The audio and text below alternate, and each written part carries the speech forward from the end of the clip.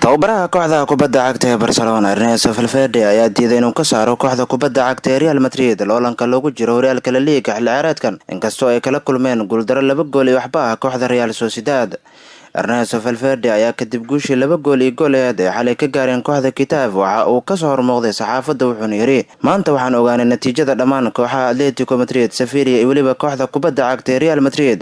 waxaana ahayd inaan ka faa'iideysano fursadan. Waxaan aadnay garoon aad u adag waan xakameynay qaybtii hore ciyaarta balse qaybtii labaad Getafe ayaa sameysay cadaadis xoogan waanu ku dhibaatoonay ayuu yiri Ernesto Valverde.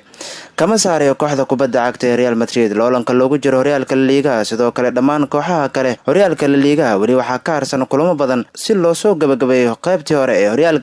horyaalka wali waa mid fog ayuu yiri Valverde. inkastoo ay kala duwan yihiin xilli ciyaareedkii hore iyo kan haatan sababtoo ah waxaa jiray tartan adag ilaa heerka ugu dambeeya sidaa darteed waxba ma aysan dhicin inkastoo uu farqi jiro tartamayaasha oo dhan waxa ay leeyihiin fursado xitaa kooxda kubadda cagta ee Real Madrid. intaas kadib Ernesto Valverde ayaa waxa uu soo jeestay inuu ka hadlo ciyaartii adkeed ee xalay la qaateen kooxda kubadda cagta ee Getafe wuxuuna yiri waa koox ku xoogan weerarka gaadmada ah iyo weliba kubadaha geeskalaadka ah waa koox aad u adag oo cajiib ah ayuu hadalkiisu ku soo gabagabeeyay hogaamiyaha kooxda kubadda cagta ee Barcelona Ernesto Valverde.